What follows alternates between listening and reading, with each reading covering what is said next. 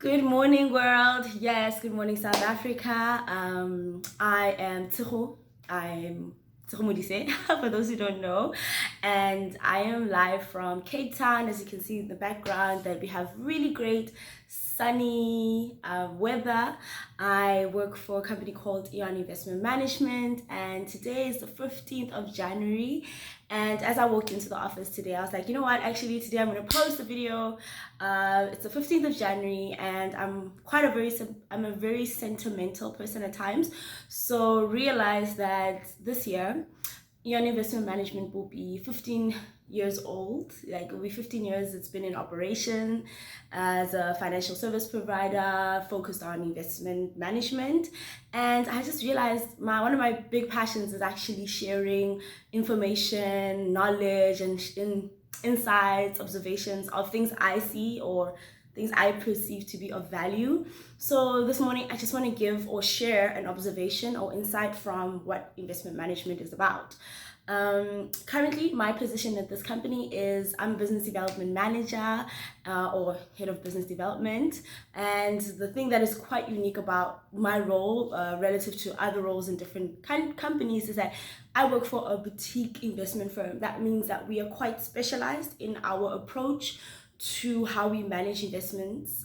We are only focused on investment management, meaning that we do not at all focus on any other financial services provider. Like, we don't have financial planners, or we don't have a stockbroking division. We don't have, for instance, even our own administration. We outsource administration. Like, we're really specialized and focused on what we do.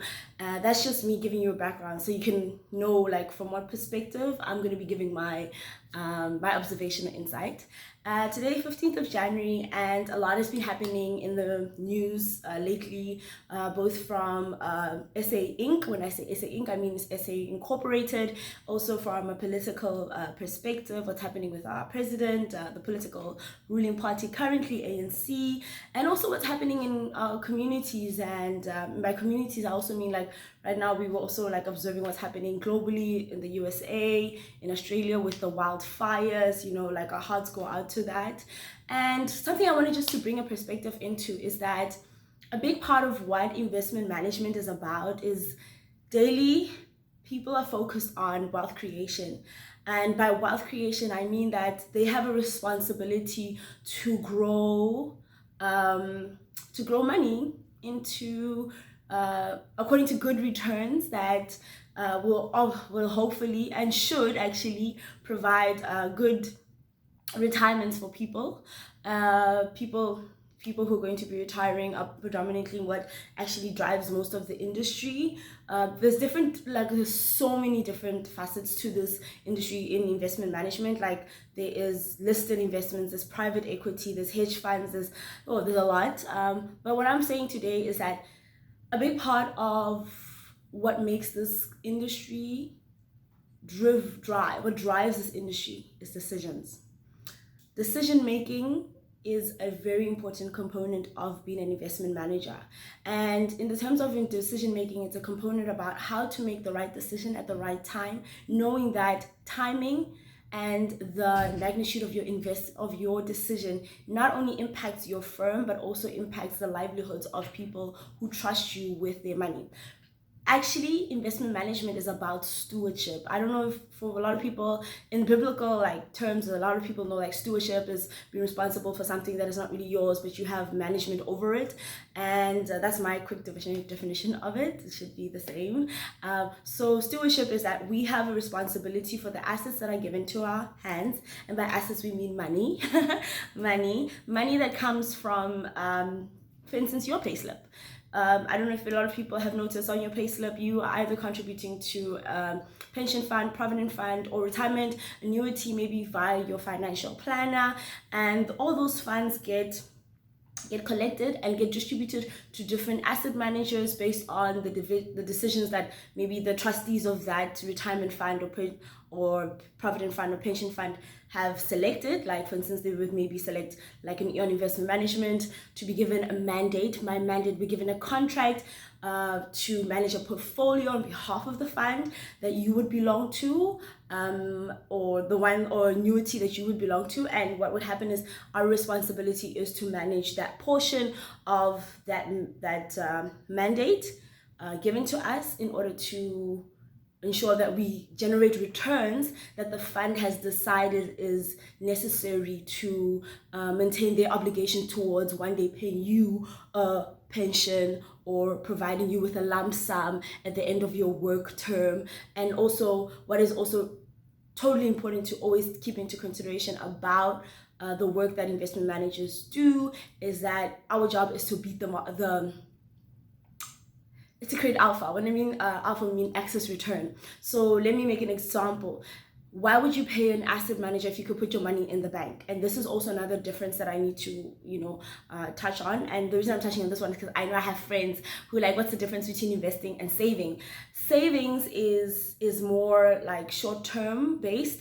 So if you, let's say, were saving for your wedding and you know you're gonna get married in like a year, so it makes, or let's say 9 months, it makes more sense sometimes to put your money in bank deposit, like maybe a fixed deposit and stuff, because the type of interest that you'll earn will be right about above inflation. And currently, for instance, you must know like what's the inflation band in your country, right? So if your inflation band is, let's say, between, in South Africa we're always targeting 3 to 6, between 3 and 6%. So if inflation currently is, let's say, 5.3, then that means that, and you're getting a return of like 8% from your bank for the money that you've deposited in a fixed deposit, then you're earning above inflation. But if you're in the investing world, what you're interested in is you're interested in the manager beating the market, or the manager creating an excess return based on a benchmark.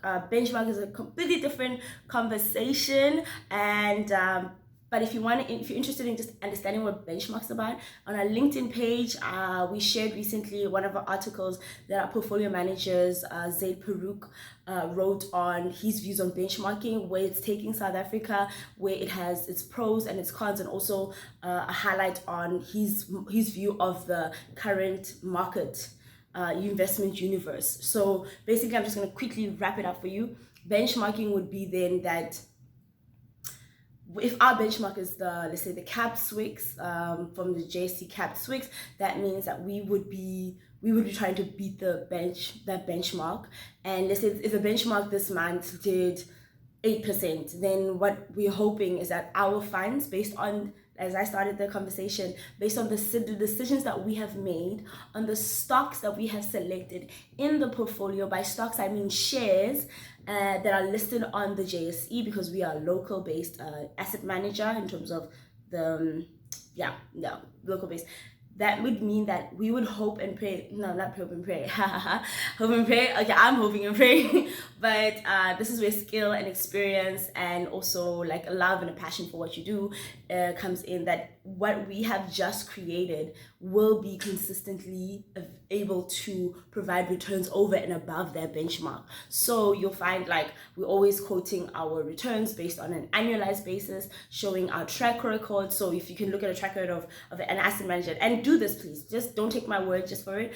I'll actually explain why I'm about to say this.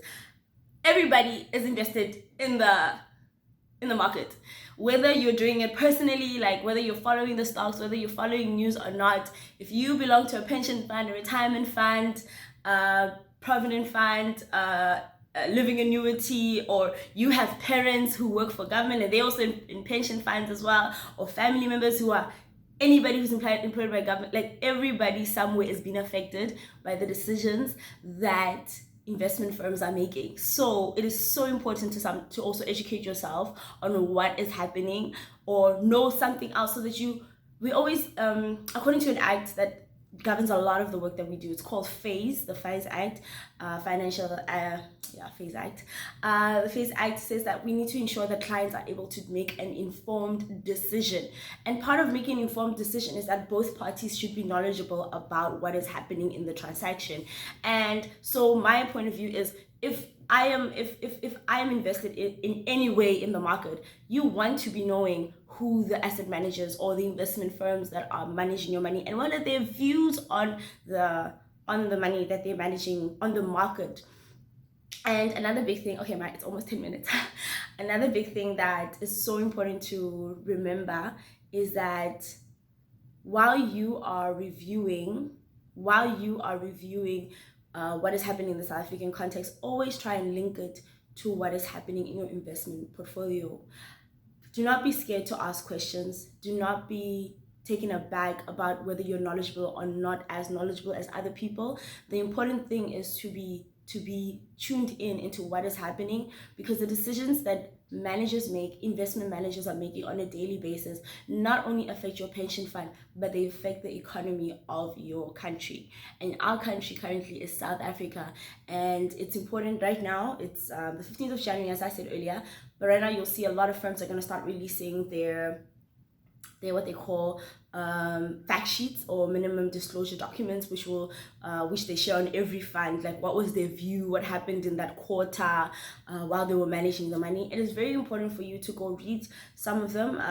I know Aeon is going to be releasing ours. It's going to be on our website soon, but also a whole lot of other managers that exist in South Africa. Some of them are very well known. So I would advise you just go read one or two. That will just give you such a great, concise summary of what is currently happening in the market and what they expect to happen in the market. I know for South Africa, we are also looking next month. It's the budget, the budget speech that the Minister of Finance is going to be giving, Tito Mboweni. It's going to be an important event in the investment industry and financial services, but also from an economic perspective. It's going to also affect our decision making from credit ratings, whether South Africa stays investment grade or not, and that decision itself also has implications. So what I'm basically saying from this whole video, is it's very important as people, as a nation, to start observing what is happening in our economy over and above what is happening from like a political level and high level. Go home or during your lunch hour, take the time to ask yourself, what's happening in my pension fund? What's happening in my portfolio if you are running your own portfolio? And let's start getting more educated, South Africa. That is all I actually wanted to say. It's like 12 minutes and 30 seconds. I'm cutting it at 13 minutes. But basically for me, I really hope that you have an amazing day.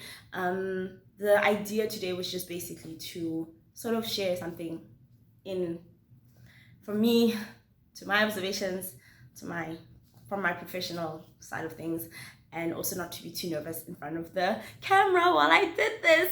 And but feel free, if you have any questions, like, you can drop me a DM or a message to ask any questions.